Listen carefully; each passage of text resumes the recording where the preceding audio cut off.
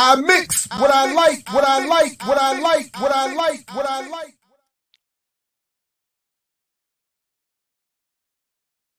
All right, what's up, world? Welcome to another edition of I Mix What I Like. I'm Jared Ball, very happy to be your host.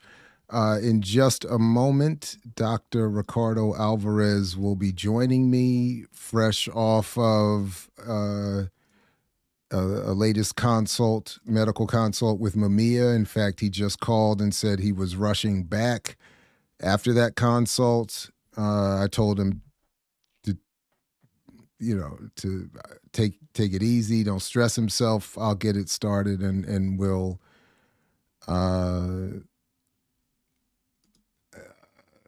pick up when he gets here. But in the interim, please do like, share, subscribe, invite people to join you here.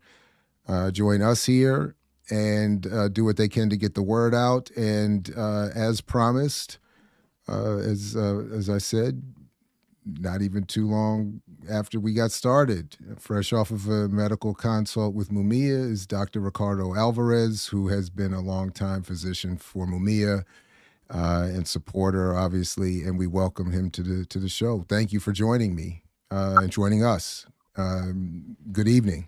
Dr. Alvarez. Good evening, and thank you so much for allowing us this opportunity to, share our concern and love for Mumia. No, it's an honor to do it. There's no real greater purpose for what we're doing here, so it's a pleasure to do that. So if you would, I don't know how you feel it's best to proceed. Maybe just give us the latest on what is in fact happening.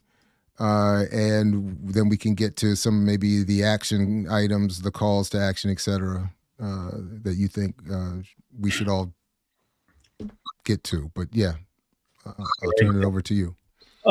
If I can have permission, I'd like to just start. The first time I met Mumia after some 30 years, he grounded our in-person visit with gratitude. And Mumia has given many messages, so I just want to just take a second to express gratitude, just for all of the love that is out there for Mumia. And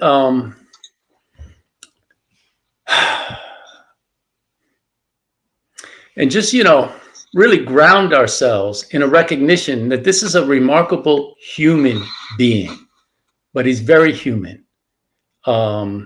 So I begin this review with an understanding that as a medical consultant to not just Mumia, but other political prisoners, I engage in communication through the video conferences as a way of identifying Mumia as a political prisoner who is a victim of torture, as evidenced by 30 years of solitary confinement and regular shackling of this brilliant public intellectual.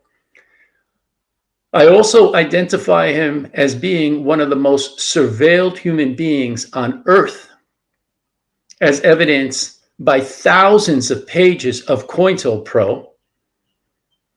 And I begin these consultations with an understanding that we are well grounded within the medical profession now, after these decades of mass incarceration, to identify abolition as a public health mission, as identified by the American Public Health Association, rooted in multiple position papers examining police violence as a public health crisis. And in Mumia's case, specifically, the Fraternal Order of Police lengthy vengeance that has obscured their complicity in the corruption of the 1981 Philadelphia police, which is historically in the nation one of the most corrupt police departments in the history of this nation. So I want to take a second to say that these are now the requirements of us as professionals across multiple disciplines to come together and recognize that any consultation with political prisoners is in the context of continuous torture, as evidenced by the failure to acknowledge torture. So if I'm in a consultation with someone with intimate partner violence, can you imagine me trying to gaslight, deny, explain away their suffering? We don't need a medical degree to know the inhumanity of 30 years of solitary confinement or the links to shackling. Now, that's a 3 to 5 minute introduction to what is the current status. Jared, I also want to express my gratitude to you for your brilliant work in bringing forward the voices of those of us who are trying to free our political prisoners. Do you have any questions in terms of the context of this consultation? No, I think you set the context perfectly. And again, move to the specifics now. Right. As it relates to his medical care, we need to acknowledge that Mumia has suffered from court-documented prison medical neglect, right?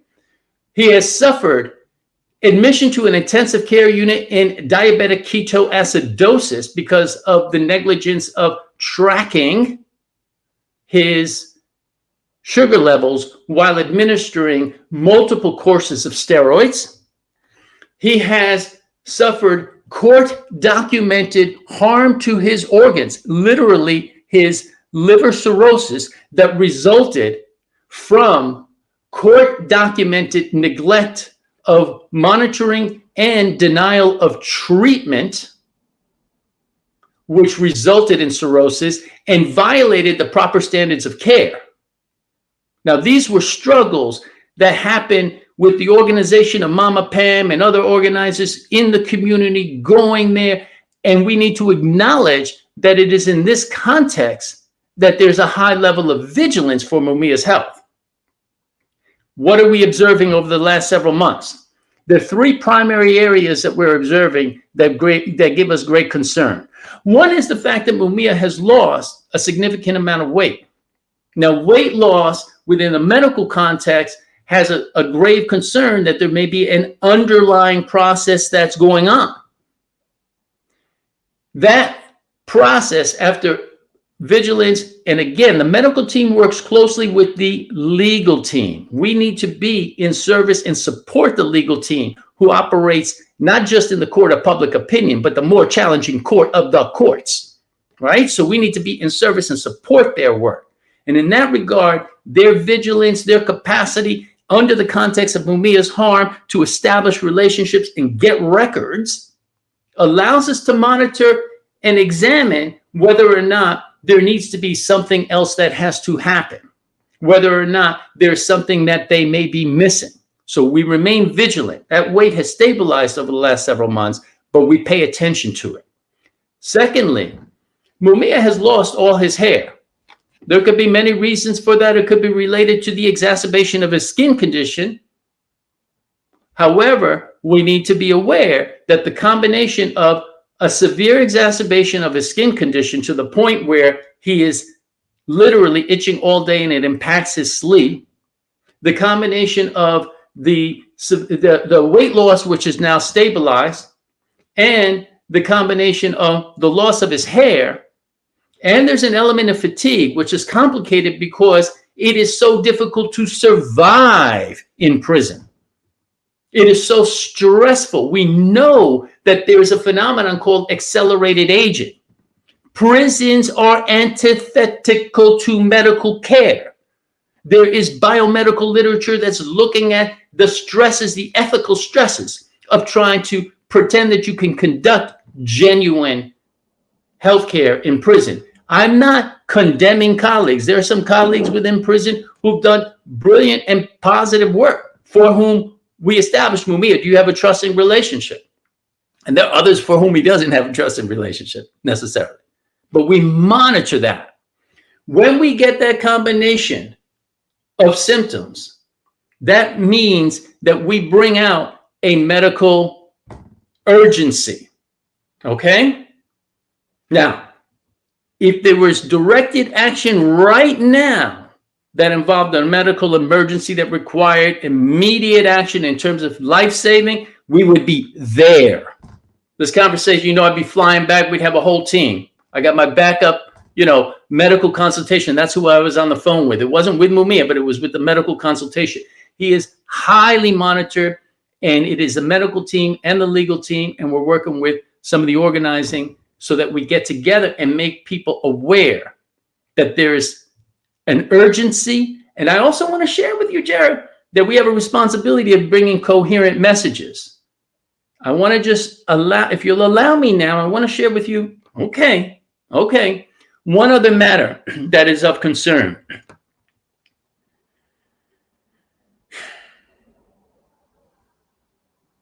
When I, as a medical consultant to Mumia, address his health, I have a deep respect for the fact that I'm consulting someone who has his own self-healing regimen. Okay? I don't know if you know, recently there was a call with Mark Lamont Hill. Just, it's beautiful to see the two of them together. I mean, it's just beautiful. These brilliant, beautiful, loving spirits coming together like brothers. Like, hey, and Mumia says to Mark Lamont Hill, Mark's like, you can imagine how much Mark has going on. I mean, he's holding it down around genocide and just that connection, that powerful, beautiful connection. He says to Mumia, he says, yeah, I'm feeling under the weather. And Mumia says to him, I think he would say, I think you should take some turmeric and ginger. And the next episode he's coming back. Mumia has his own understanding of his own healing. He's put out a call and said that his diet right now is a form of medicine for which he is seeking support. He has told us, me as his medical provider, his legal team, his medical legal team. Let's separate that, right? We're not talking about the court case in the law. He has a medical legal team. This was the team that was so successful with hepatitis C. And Mumia always tells us that we link his care, his well-being, his advocacy with all of the political prisoners, with all of the elders, and with all of the other prisoners. He has shared that he identifies the necessary self-healing rooted in diet. So we know that there's going to be a call coming out. We want to be strategic in identifying what are the proper targets of that communication. We want to maintain respectful communications that don't hinder what is our primary objective, to maintain Mumia's health in transition to freedom. So we know that diet is going to be one of those calls. In addition, the legal team and myself as a medical team are identifying the full review of the records and what we see as minor deficits in some of the monitoring standards so that they align with societal guidelines. We're addressing those concerns, making sure these consultations occur. We've had access to many of the records, and we want to continue to have access to those records, even the most recent records. So I want to pause there and give you a chance now to absorb that and ask any questions you have. Yeah, and I appreciate that, and I'm also happy to field questions if anybody in the chat has any, because so I guess the main question for me is, what is it that those of us out here can try to do? What is the call? And then, as I said, I will check for other comments or questions from the chat. But it takes a moment to catch up to the horrific situation. So I appreciate you coming on and laying it out for us so far. But yeah, but in the immediate, what should we be trying to do? If you can allow me to say that right now, because we are in a state of urgency, the call is to stay alert. And I want to say that as a medical consultant, I also have a relationship around coordinating messages with colleagues and some deference around how strategically to coordinate those messages. So I come forward to say that there is an urgency. We anticipate actions that may involve letters, that may involve phone calls. We want to do that strategically.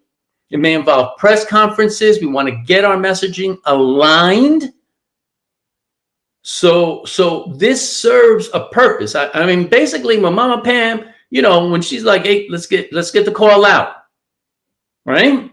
This is like stand ready, and then we'll provide that alignment around necessary actions, because we also understand, Jared, that there's an emotional stress for people who love Mumia to see that he's suffering. They're like, what can I do? That's our responsibility, and we recognize that. I just got off a call and I got, people like, what can we do? What can we do? We're lining up. I want to line up the legal consultation, make sure that those communications go out so that we can effectively provide channels for constructive, healthy, respectful engagement. So, and just again, medically, were we somehow to be able to get him out tomorrow? What medically would he be? What would be the immediate?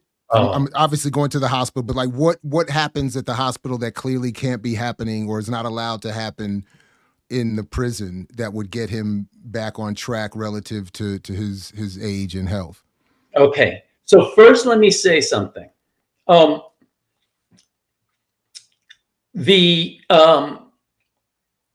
If he were out tomorrow, we would be engaging with, patient-centered care. He would be guiding it, but we would be engaging in his own restorative healing program. We would be providing within the community the models of that beautiful Mutulu Shakur, who, before he got his licensing, he was doing acupressure massages on heroin addicts back in, where I came up in New York, in the South Bronx, where my mom worked. That's what he did. And then using acupressure, creating that legacy. These interventions are not the powerful pharmacological interventions, but which provide healing. His capacity to feel loving touch of family and community, his capacity to feel and be in nature, to feel freedom, is his essential healing.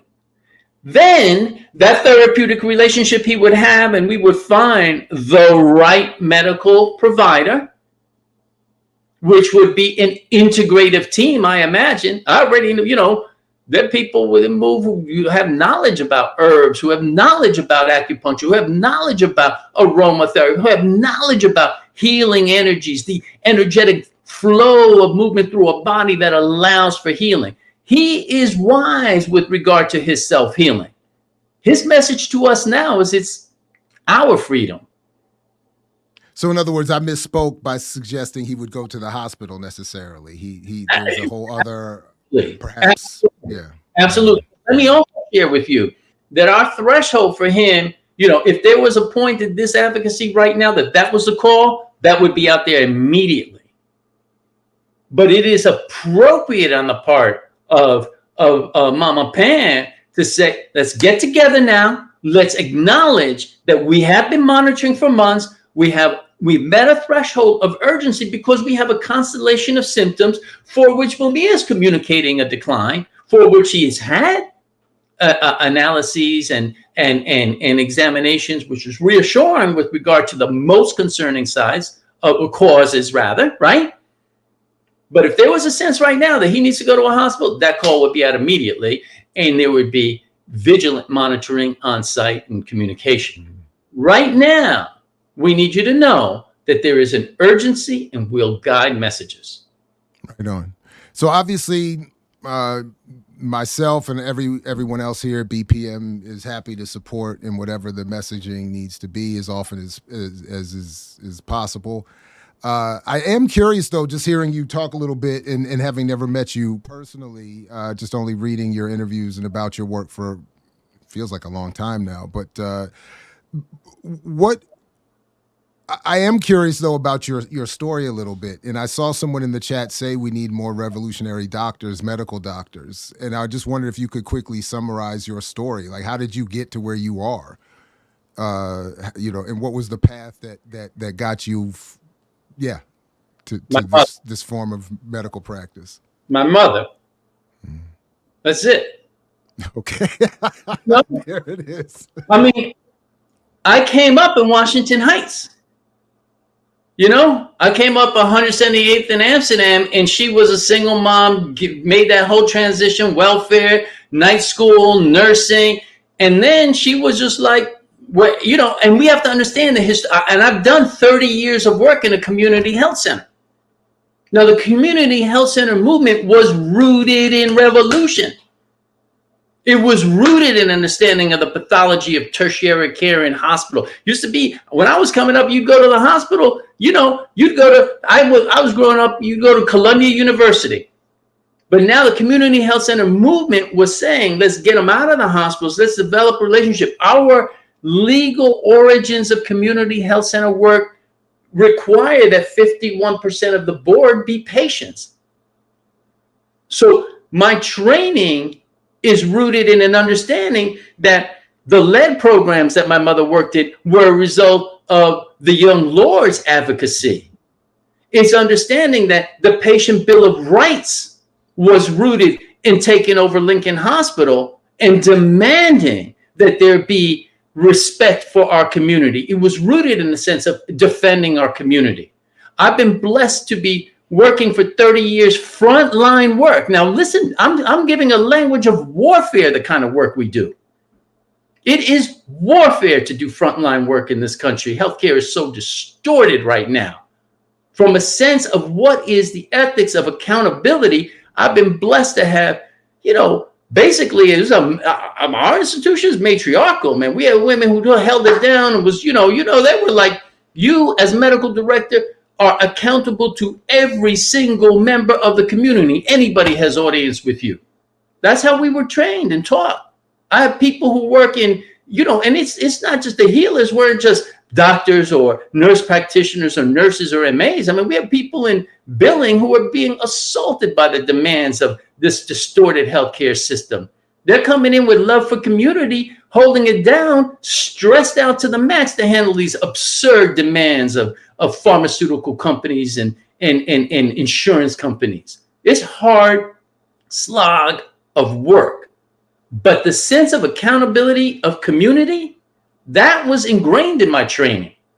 Now, for 30 years, I was mostly, my job was mostly we were the safe house for, when Move would come out, that was our job, man. Mama Pam, my kids, she's like auntie to the kids. That was my job. That changed when, Mumia's health came down, the call came out. Once you say yes, I'm now in a relationship with Mumia. That is from my professional responsibility, and my ethical responsibility requires that I examine to be trauma informed. I mean, we have a language called trauma informed. What does that mean? If you see trauma and you don't call it out, what are you doing? You're perpetuating it. Those philosophical principles are being examined now from a place of continuous relationship of torture when you do not acknowledge the suffering of another. It is a fundamental principle of trauma-informed care. Now, Jared, I could go off on this in terms of an understanding of, aspects of this, but let me just, that's my training. That's my job. You understand what I'm saying? That's how we were trained.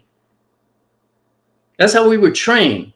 I'm supposed to do my job. All the other teaching, you got to do what's right. If you see something's wrong, this is violence of the state. The social determinant of health right now for Mumia's health is the violence, and particularly the Fraternal Order of Police.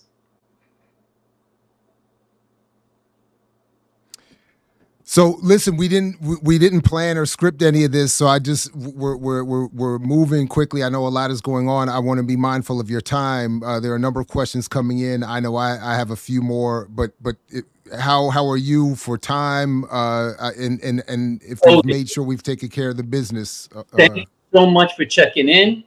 Yeah. one of the steps that has happened that I believe is in alignment, and let me share with you, being a consultant to Mumia, there's so much, light and knowledge.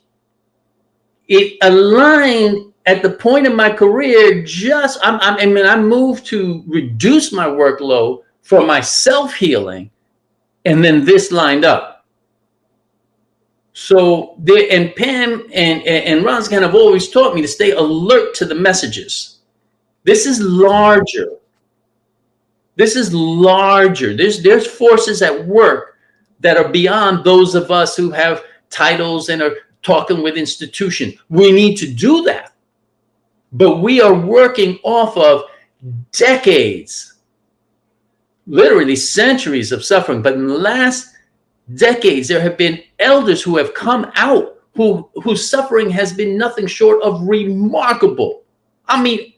Woodfox, solitary, these journeys are nothing short of remarkable. So we are being taught from the principles of trauma-informed care as professionals to bring the voice of those who have suffered, the directly impacted communities, bring those voices forward, those eloquent, beautiful elders. We want to bring them back now because this is institutional elder abuse. And Jared, I'd love to pick your brain how we line up on that. So that we start to take this new era of professionals, including medical professionals, that has been transformed by visionary women healers. Let me say, medicine nowadays, in my 30 years of practice, has changed dramatically. The narrative of medicine has changed dramatically. So there's huge openings now that did not exist before that allow us to honor one of the principles of defending against this fascism that has emerged, which is defend the institutions. And it is our professional responsibility to defend our communities, to buffer them, because our communities, our directly impacted communities, which is the prisoners of families, our communities are the most vulnerable to that violence.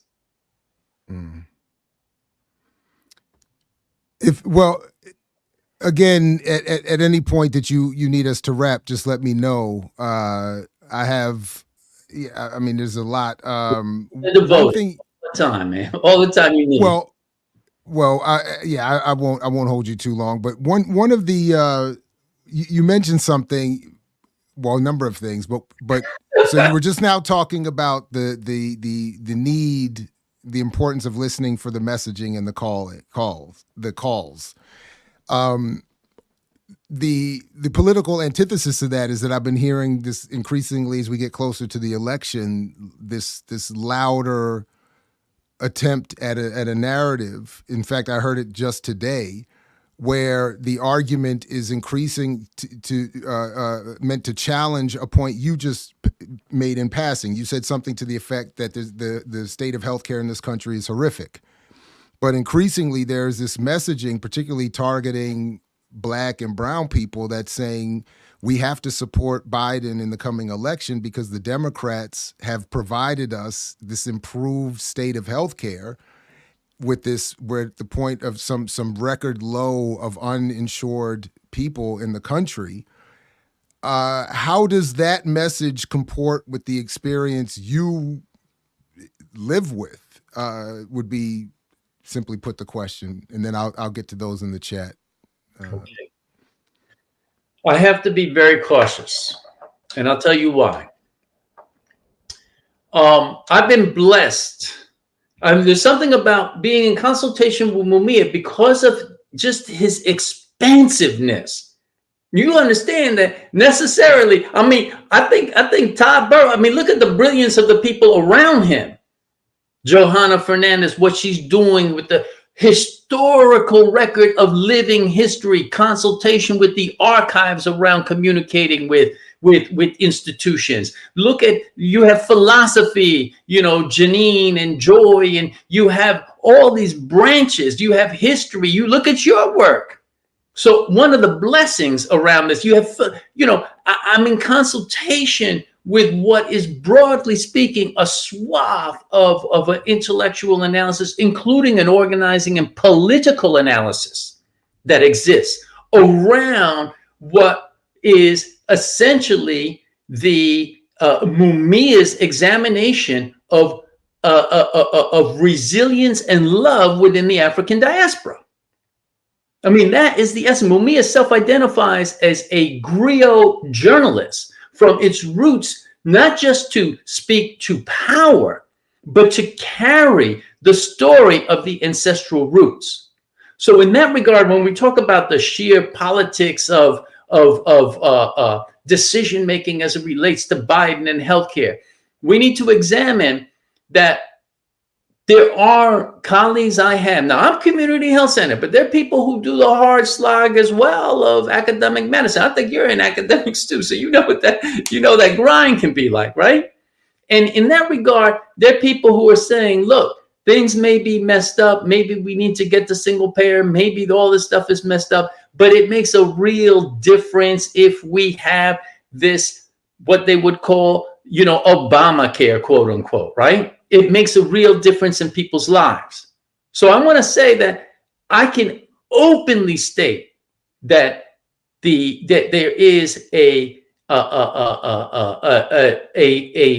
two sides of the same party as it relates to oppression of our communities with Biden and Trump. Openly state that without any hesitation.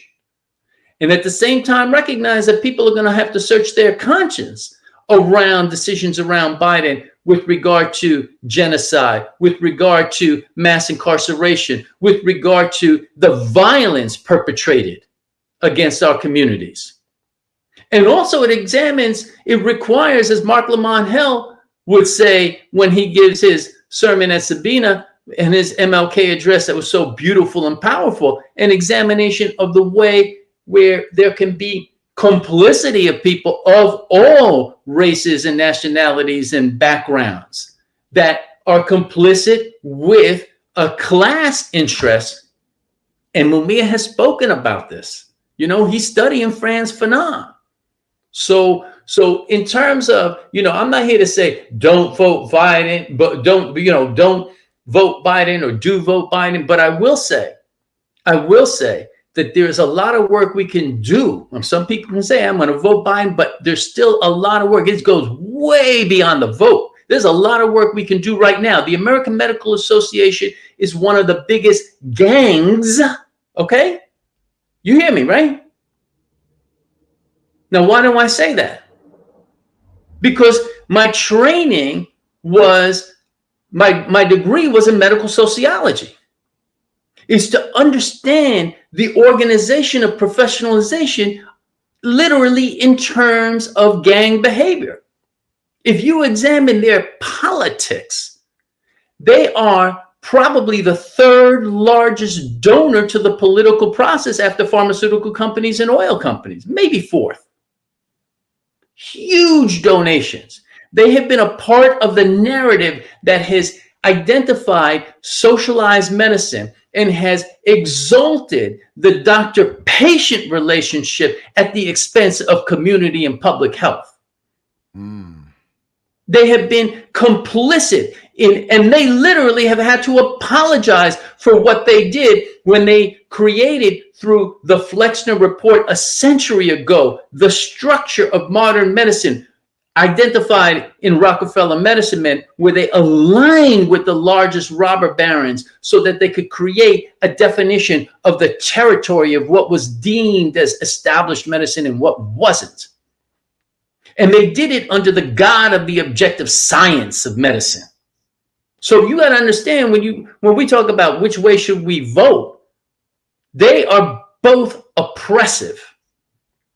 I am not going to be disrespectful and say that people's lives aren't going to be significantly affected if the element of raw fascism of Trump emerges. But I will say this, Jared, it is not going to be, there is a tremendous amount now of institutional power that's emerging over these last 5 decades that will make it very difficult for that fascism, that raw expression of fascism, to occur without resistance. That's what we need to understand. And do not get any comfort if Biden comes into power. Our work remains. Fair enough? Oh no, I appreciate it. I was just curious because if I didn't know any better, hearing what I've been listening to lately, I would just think that Biden had delivered upon us a level of healthcare and freedom that I just wasn't aware existed. So I thought I would check in with somebody maybe a little more in tune with what's really happening. Speaking of people who are in tune with what's really happening, shout out to Mama Julia Wright, who's now whose many alerts have kept me and a lot of us aware of what's going on, and including this most recent one. And yeah, that's the question. Mumia, Leonard, I don't know. It's going to be a tough decision. I don't know. I would hope we could get them to pair up and run on the same ticket, but these political prisoners are so damn selfish. Presidents, we don't even need to have the hierarchy, man. Exactly. There you go. A couple questions here. Paul Glover and Patch Adams were from the same revolutionary energy as Ricardo Alvarez. Does Dr. Alvarez know them? Good question, Doctor, from Quaker Anarchist. Do you know these other? Do you all have like a revolutionary doctor collective or community? Well, let me share. Yeah, I know about Patch Adams. Paul Glover, I don't, so I'm going to go look up Paul Glover. But there is, a part of this too is when we say revolutionary doctor. Honestly, it's just doing your job. You know what I'm saying? If it's wrong, it's wrong. It wouldn't be any different if I'm in my clinic and something's wrong. If you're doing a consultation, it's just wrong. It's wrong. So in that regard, if that's revolutionary, so be it. I'm not here to say revolution or not. I'm just trying to do my job. I will say though that there is a rich tradition of physicians who have been absolutely guiding and instrumental in terms of an examination of public health, as emphasizing the importance of public health. And you could go back to Che Guevara and Allende, right? There is that tradition, right? Good point. Yeah. But there's also an emerging generation of physicians that have like Dr. Rupa Maurya at UCSF, and she wrote a book called Inflame. Now check this out. This is brilliant, man. Where she broke down, Inflame was an analysis of the body in relationship to settler colonialism. And she did it in consultation with I believe, Raj Patel. It was a New York Times bestseller. And we're going to try to get Mumia to connect with her. And she's now standing strong on Palestine. And she was one of the signatories of the love letter to Judge Clemens. So we had multiple physicians here who signed off on that, what we call the love letter to Judge Clemens. So there's a rich tradition of it. Right on. All right. Excellent. Excellent. Big Teal is asking, is there a link to share where people can support Mumia's medical care and assistance? Yeah. What do you have a particular recommendation for that? Yeah. Let me just say, these are standards which I think we have to examine from a place of organizing. That is not that's not my forte or strength.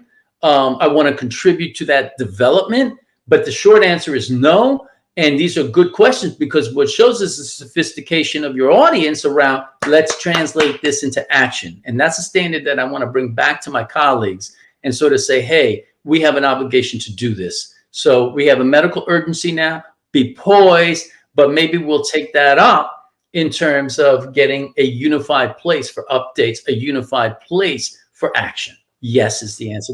We need to hear that and take that message back. All right. Thank you very much. A couple more if you're okay with that. Yeah. If not, okay. Yeah.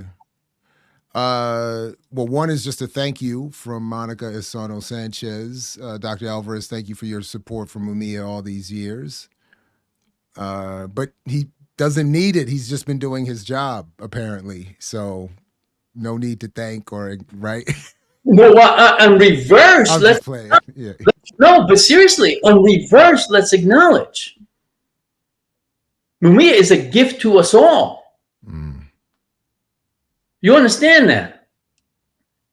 I mean, literally, if you give me permission, I'd like to share with you some core messages. Okay.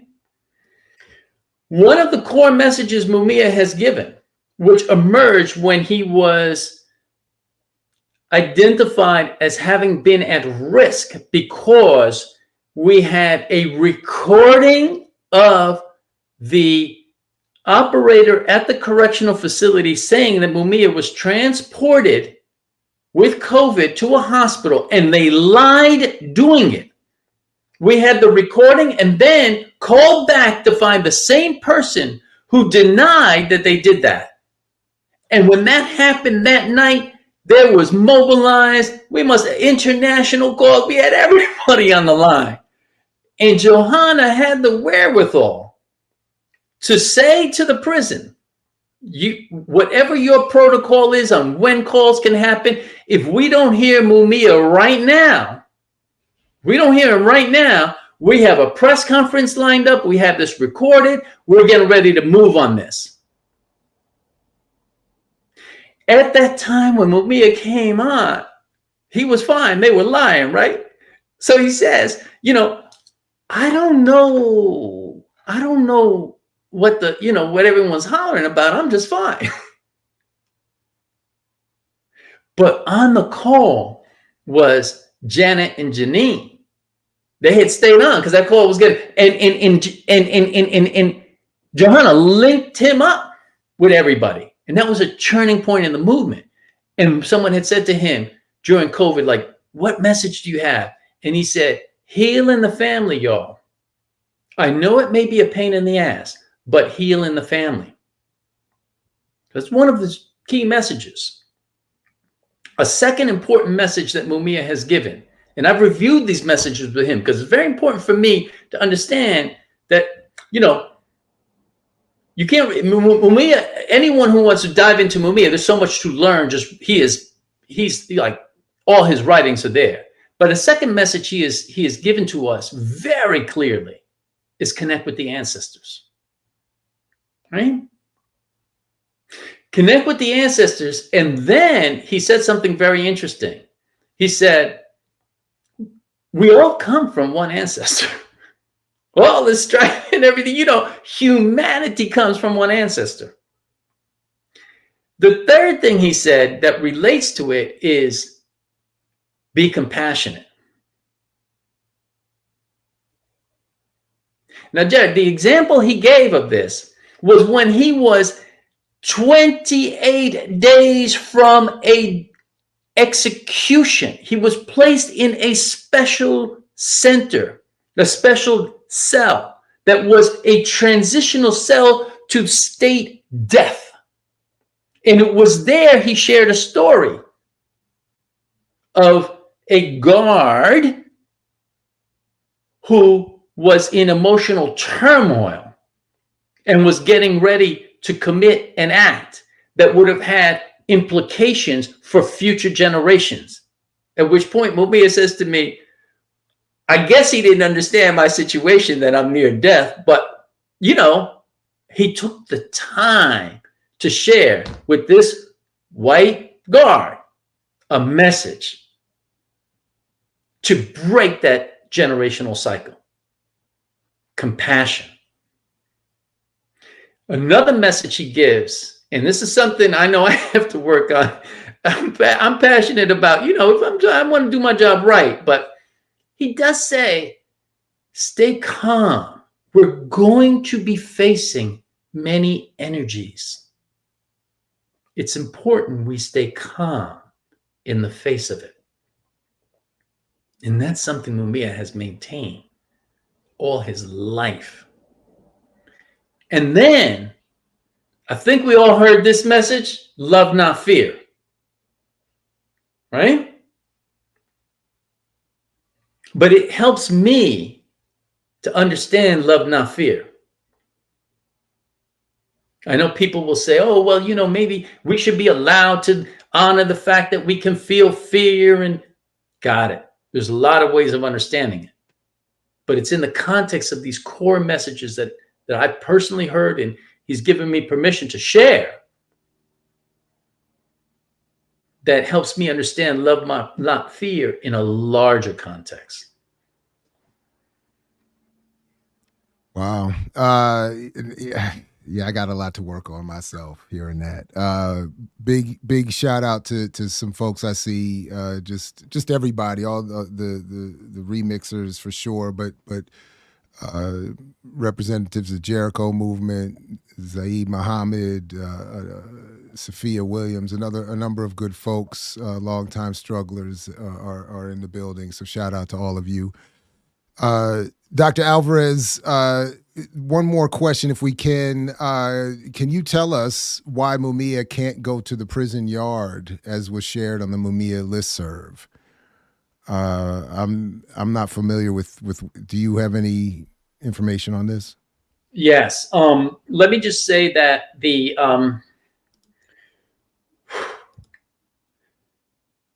Basim has really, Mumia, Basim, and others have taught me that prisons are designed to dehumanize and exercise social control.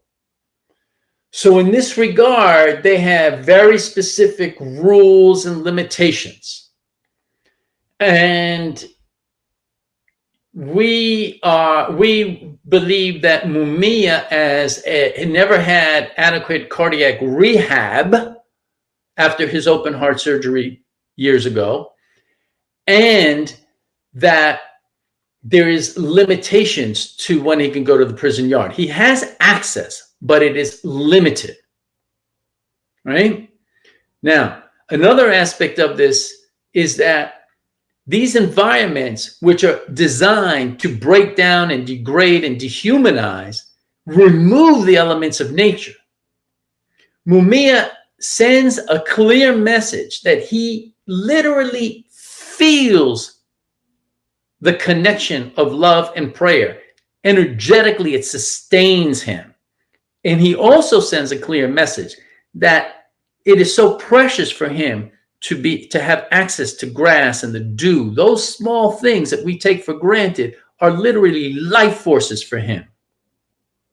So in this regard, he does have access, and there are protocols around that, and we want to advocate that he has more access. Oh man, listen, long time overdue in getting to cross paths with you. I really appreciate your work, and I'm happy you know, for you and anyone else in support of Mumia. Whenever an outlet is an additional outlet is needed, I'm here. We're here collectively. Love to have you come back just separately to talk more about your work, medical, the politics of medicine and healthcare, all kinds of stuff. So I'll be following up with you at some point just on that. But no, thank you very much. I really appreciate it, and thanks to Dr. Burrows for putting us in touch, and Mama Julia for, again, to my knowledge, putting out the word that we all got, and we'll just keep on pressing forward. Thanks to the remixers, those who are in the audience who are seeing this now. Please find ways to support Mumia. Stay tuned. Same thing for those who will see and hear this later. Any last thoughts, words, please? Yes. Take it. Yeah. We talk about revolutionary doctors. Can I just mention that, Dr. Alan Berkman was a historical figure who was a political prisoner himself, but emerged from a place of really transforming the relationship to pharmaceutical companies and allowing AIDS medications to be available generically in a way that expanded and saved so many lives. And I also want to acknowledge that I want to honor him as an ancestor and acknowledge that his wife, Dr. Zeller, she is a backup consultant on Mumia. I'm very grateful for her support and work. So there is a rich tradition of medical doctors. And I think what's emerging too is that we are now looking at trying to strategically identify institutional elder abuse. So stay tuned. I'm gonna get this call from Pam Africa. That's cool. Love. Yeah, tell Pam, love to Pam. Thank you, please. Respect to you, Pam. Peace, peace, peace. All right. Oh, Pam Africa. What's up, Pam? Jared Ball here. Everybody on I Mix What I Like and BPM sends their love. Thank you for your continued work. Shout out to you. Where y'all together? He's taping me right now. I just figured we're sending our love to you. I'm a peel off, Jared. It's all good. Peace. No problem. Thank you. All right, everybody. Big shout out to Dr. Alvarez. Thanks to everybody who was able to join us. And as I said, let's stay tuned and keep up the good work in terms of, or increase our good work in support of Mumia and other political prisoners. Again, while I'm at it, just real quick, Daruba also still needs our support. So a lot of folks who have put in the time need our support now. So if you can support Daruba, his contact is in the show, the ticker there. And yeah, big shout out to Noel Hanrahan as well for being part of the alert call for this Jericho movement. I'm forgetting too many. Abolitionist Law Center, all those good folks. So let's free them all. Peace if you're willing to fight for it, like Fred Hampton used to say. And I'll catch you next time here at I Mix What I Like and throughout the BPM platform. Thanks again, everybody. And peace. And what do you sacrifice? Calm, kindness, kinship, love. I've given up all chance at inner peace. I made my mind a sunless space. I share my dreams with ghosts. I wake up every day to an equation I wrote 15 years ago for which there's only one conclusion. I'm damned for what I do. My anger, my ego, my unwillingness to yield, my eagerness to fight, they set me on a path from which there's no escape. I yearn to be a savior against injustice without contemplating the cost, and by the time I look down, there's no longer any ground beneath my feet. What is my sacrifice? I'm condemned to use the tools of my enemy to defeat them. I burn my decency for someone else's future. I burn my life to make a sunrise that I know I'll never see. Now, the ego that started this fight will never have a mirror or an audience or the light of gratitude. So what do I sacrifice? Everything.